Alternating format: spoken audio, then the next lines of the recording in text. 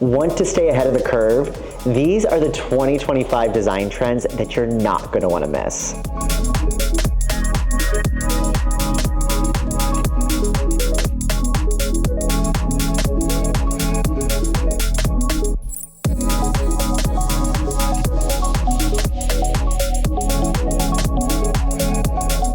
Design trend, big personalities, big ideas. You know, gone are the days of wanting things to feel very stark, very, very minimal. You know, something that we're seeing right now is a mindful maximalism. And the thing that I love about that is it gives you the idea to be able to play, to make bold choices. Things that you might not always think go together can go together. Don't be afraid to take risks. You know, something as the chair right here might be a little bit of a risk to someone. There's so many ideas that you can do and use. I think what we're looking at now is something that's gonna feel collected and truly feel unique and like yourself.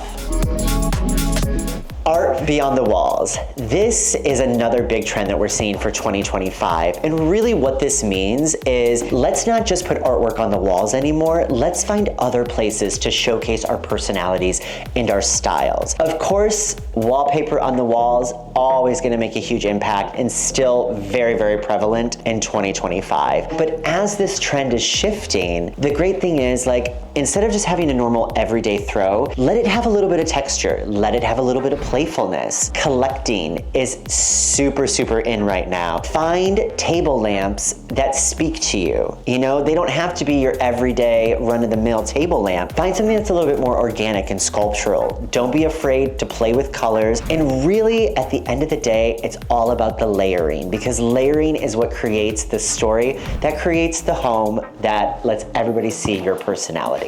And now we are into one of my favorite rooms in the house, the dining room. Gone are the days for the uber long tables to host these large gatherings and parties. What we're now seeing is utilizing smaller tables that can be brought together to host larger functions, or they can be separated to have smaller ones. This is something that I feel like is so long overdue.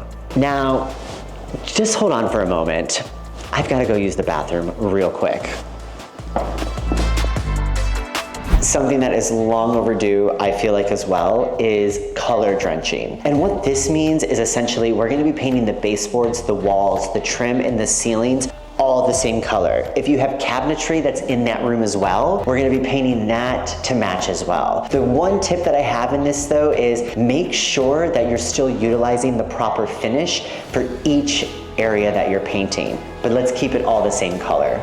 Now it's time for us to get a little cozy. One of the big trends we're seeing for 2025 is cozier rooms. That means rooms that, you know, are larger, but they have these small little areas in there where you could read a book, have a great conversation with your friends, you know. Overall, we're just seeing a complete disregard for large, expansive, very sterile, I guess you would say, living rooms. And we're getting back to just having things be a little bit tighter knit and a little bit more cozy.